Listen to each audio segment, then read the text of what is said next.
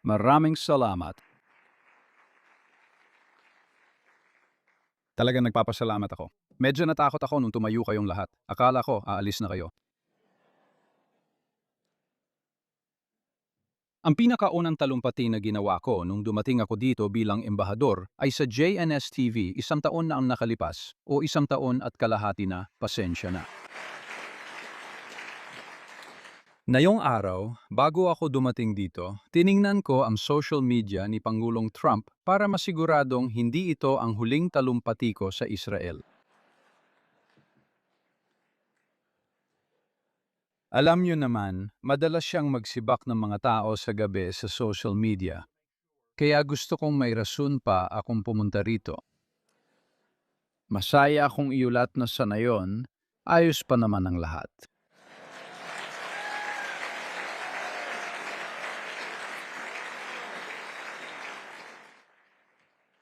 Alam kong marami ang nababahala sa relasyon ng Estados Unidos at Israel. Isa ito sa mga linggo na lahat tayo ay nagbabasa ng mga balita at nagsasabing, sige, oo nga. Ito lang ang hihilingin ko sa inyo. Ilagay ninyo ito sa malaking letra at sa lungguhitan. Sasabihin ko ito ng ganito. Salamat sa inyong atensyon.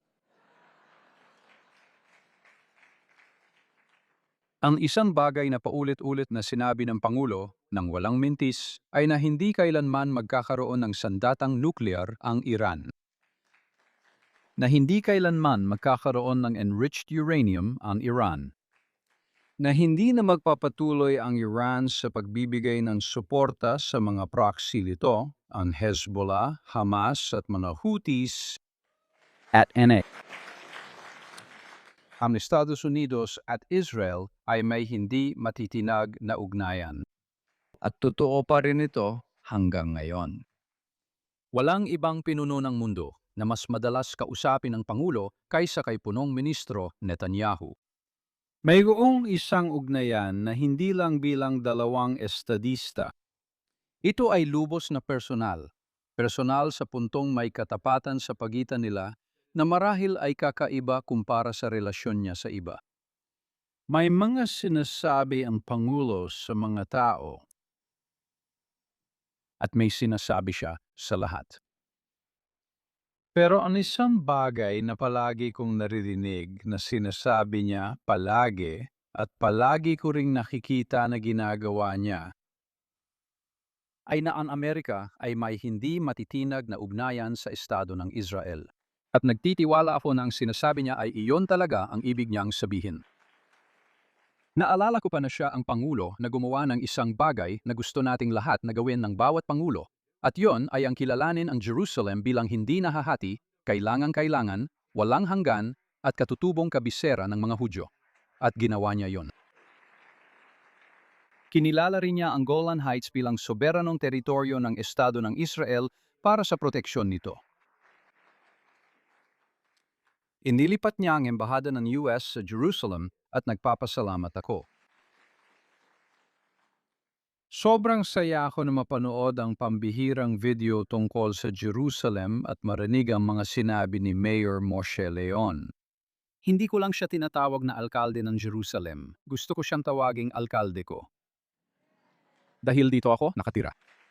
At naging kahanga-hanga siyang katuwang ng embahada ng US at sa bawat pangangailangan namin, at isang napakagaling na tao na namumuno sa lungsod na ito. Kahanga-hanga talaga ang lungsod na ito. At wala talagang katulad ito sa buong mundo.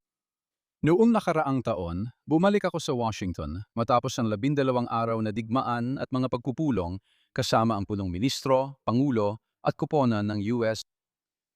Habang nandun ako, 2 beses akong napaligiran ng mga baliw na pro-Hamas. Nagsimimula ito sa 2 babae, pero kalaunan naging 20 ang sumisigaw at nagwawala sa paligid ko, kaya naging hindi na komportable ang sitwasyon. Dumating ang ilang pulis ng DC at inilayo ako. Pagkalipas ng ilang gabi, paalis na ako sa Blair House matapos ang pagtitipon. At may ilang parehong pro-Hamas na mga baliw sa kabilang panig ng kalsada na nakilala ko. At hindi rin naman ganoon kaganda yon gaya ng sinasabi ng iba. Nagsimula silang sumigaw at mag-ingay. Dumating ang sasakyan ni Senator Jim Lankford ng Oklahoma habang naghihintay ako ng Uber. Sabi niya, sumakay ka na lang sa kotse ko dahil baka hindi ka umabot bago dumating ang Uber. Salamat sa Panginoon dahil sa kanya. Inilayo niya ako doon. Sabi ko sa mga kaibigan ko, hindi na ako makapaghintay umalis sa siraulong bayan na to at bumalik sa Jerusalem kung saan pakiramdam ko ay ligtas ako.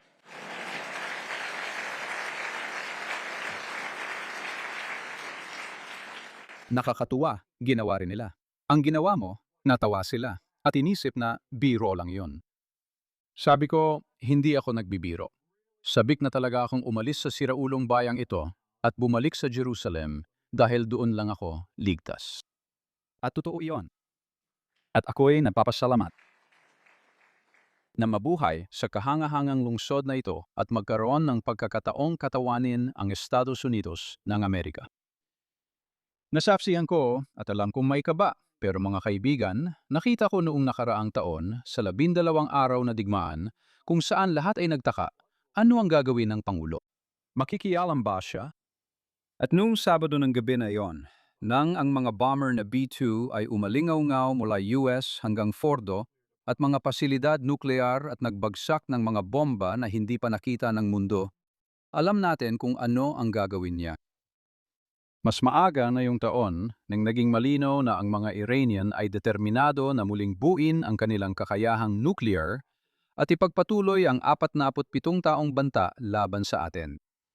Kapag sinabi kong tayo, ang ibig ko'y kayo at ang Estados Unidos. Palaging kamatayan sa Israel, kamatayan sa Amerika ang sigaw nila. May asawa na ako at mga anak noong 1979 at malinaw ko pa itong natatandaan. Noong ang mga empleyado ng embahada natin sa Tehran ay piniringan at pilit na pinalakad sa bakuran ng ating embahada ng Estados Unidos na nagdulot ng matinding kahihiyan sa Estados Unidos ng Amerika. At pinanatiling bihag sa loob ng 444 na araw. At sa lahat ng panahong iyon, ginawang malinaw na ang kanilang layunin ay hindi lang basta magbihag ng ilang Amerikanong diplomat, kundi patayin ang bawat Amerikano at lipulin ang bansa. At ang paunang hakbang ay lilipulin muna ang Israel. Palaging naging banta ito. Maaring di ito maintindihan ng mga Amerikano, pero ang banta ay hindi lang sa Israel, kundi pati sa bawat Amerikano. Paunti-unti nilang isinakatuparan ng bantang iyon sa loob ng 47 taong ito sa pagpatay sa daan-daang Amerikano, kadalasan sa pamamagitan ng mga proxy nila. At karamihan sa kanila ay Hezbollah. Umasa akong walang mag-iisip kahit saglit. Iyon. Ang dahilan kung bakit gusto ng Iran na mapanatili ang kontrol sa mga proxy ay dahil iyon ang paraan para mapanatili nila ang kanilang terror network na kayang magdulot ng pinakamasamang pinsala na posible. Maging malinaw tayo. Ang banta mula sa Iran ay pinakamabisang mapipigilan kapag pinutol na ang pinagmumulan at wala ng puwersang dumadaloy papunta sa Hezbollah, Hamas o mga Houthi. Iyan ang dahilan kung bakit sa hamong ito kaugnay ng Iran kung makakamit natin ang kapayapaan, napakabuti. Pero kahit ngayong hapon, nagbigay ang Panggulo ng malinaw na mga pahayag sa mga Iranian. Na kung iniisip nila na bibigay at susuko ang Estados Unidos at hahayaan silang gawin ang gusto nila, malinaw niyang ipinahayag kung ano ang gagawin niya. At ang sinabi niya, well, ito ay mga salitang. Hindi ko ginagamit ang mga salitang iyon, mga kaibigan, kahit ng pribado, at lalong hindi sa publiko. Ngayong linggo, napasok ako sa kaunting kontrobersiya nang hindi sinasadya dahil may nasabi akong bagay na matagal ko nang sinasabi. Wala namang bago doon. Ipinunto ko na yon at gusto ko ring ipunto sa inyo. Isa sa mga dahilan kung bakit magkaugnay ang ating mga bansa ay dahil sa pundasyong Hudyo, nabuo ang Kristyanismo. At sa pundasyong Hudyo at Judeo-Kristiyano, nabuo ang kanluraning sibilisasyon. At kung wala iyon, hindi magkakaroon ng Amerika. Ganon lang kasimple iyon.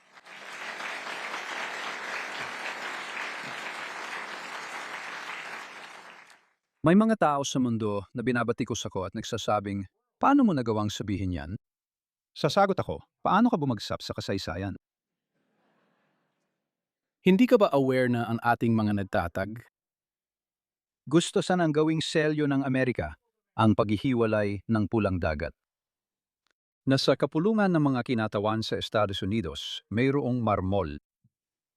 Narebulto ni Moises, hindi ni Cicero, hindi ni Aristotle o Plato, kundi ni Moises. Dahil ang ating kasaysayan ay mas konektado sa bundok Sinai kaysa sa Athens o Roma. Wala itong koneksyon sa kanila, kundi sa Israel.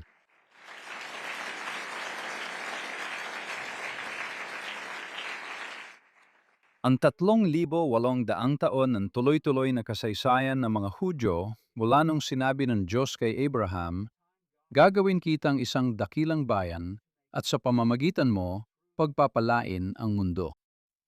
Nang maunawaan ito ng ating mga tagapagtatag, naunawaan nila ito sa paraang kahit sa ating deklarasyon ng kalayaan, malinaw nilang sinabi na ang ating mga karapatan ay hindi nagmumula sa gobyerno. Nagmumula ito sa Diyos. Nagmumula ito sa lumika. At saan nila nakuha ang ideyang iyon? Nakuha nila ito noon mismo sa lungsod ng Jerusalem. Nakuha nila ito mula sa malinaw na kasaysayan ng walang patid. Ang mga Hudyo ay konektado sa Diyos at naging ilaw sa mundo. At ayokong magkaroon ng anumang hindi pagkakaunawaan. Ang mga Amerikano, naiintindihan man nila o hindi, ay dapat magpasalamat sa Diyos para sa mga Hudyo at sa pundasyon kung saan itinatag ang kalayaan at kabanalan ng bawat individual. Iyan ang naghihiwalay sa ating mga pagpapahalaga sa mga pagpapahalaga ng totalitarianismo at diktadura. Ayokong maging bahagi niyan. Gusto ko ang kalayaan at ang puso, kaluluwa at pinagmulan nito ay nagmula rito mismo sa lupang ito. Huwag tayong humingi ng paumanhin para dito.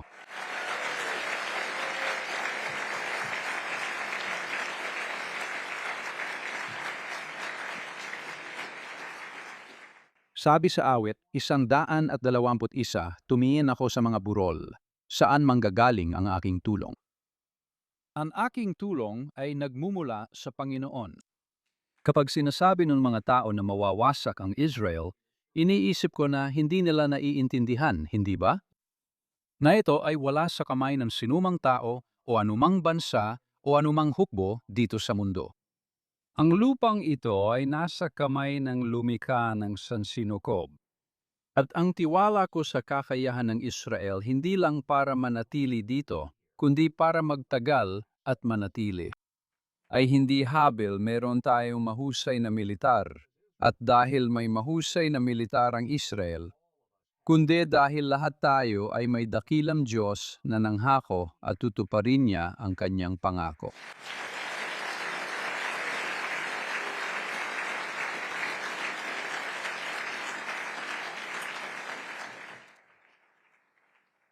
Napansin ko nung nagsimula ako, may babaeng may hawak na karatulang may nakasulat na itigil. Sa kabila niyang kamay, may espada siya. Alam ko kung ano ang ibig sabihin ng karatula. At sa tingin ko, alam ko rin kung ano ang ibig sabihin ng espada. At dahil dyan, magpapasalamat na ako. Pagpalain ka ng Diyos at pagpalain ng Diyos ang estado ng Israel.